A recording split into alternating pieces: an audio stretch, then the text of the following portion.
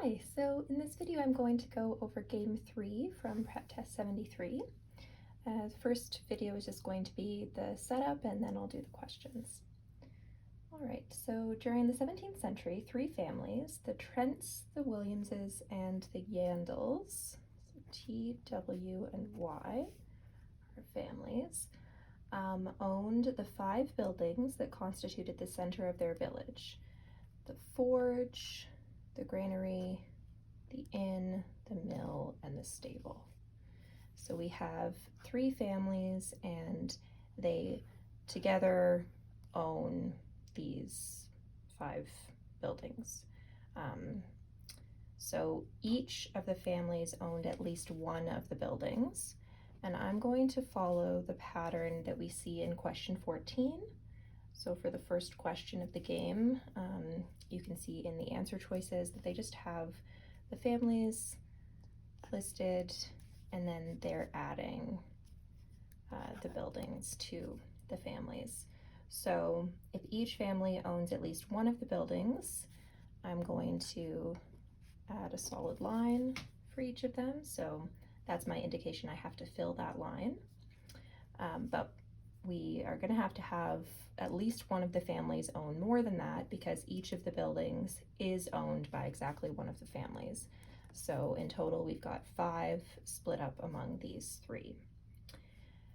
Rule 1 says that the Williamses owned more of the buildings than the Yandles owned. So we're going to have at least 2 for the Williamses, and we would not be able to have more than 1 for the Yandles, because if we had 2, there just wouldn't be a way to make sure that every family has at least 1 building and the Williamses have more. So the Yandles are going to have exactly 1 building, and then the remaining building is either added to the Trent family or the Williams family. Okay. So in terms of the distribution of the buildings, these are our options. Rule 2 says that neither the inn nor the mill belonged to the owner of the forge. So the inn can't belong to the owner of the forge, and the mill can't belong to the owner of the forge. But the inn and the mill could belong to the same owner, potentially. Right, and the last rule, either the Trents own the stable, okay, so T owns the stable, or the Yandles own the inn, or both. Trents own the stable and the Yandles own the inn. So at least one of these things has to be true. Right, this is kind of redundant. Okay, so we have to have this happen or this happen. We could have both.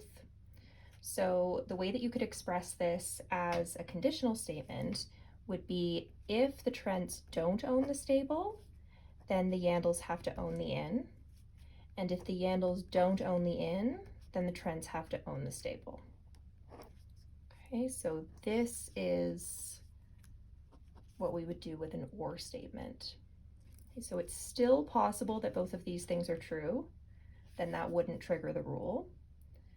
But if we eliminate this, we know that at least one of the things has to be true, so the Yandles would then have to own the inn.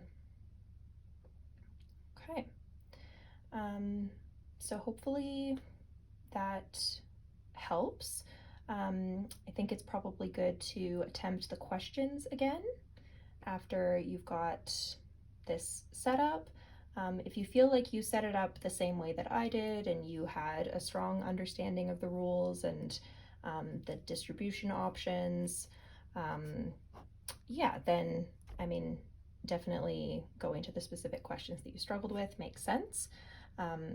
But if you struggled with the game as a whole, then it would be good to just, look over the setup again, make sure that you've got the setup clear, and then try to do the questions again with that new setup.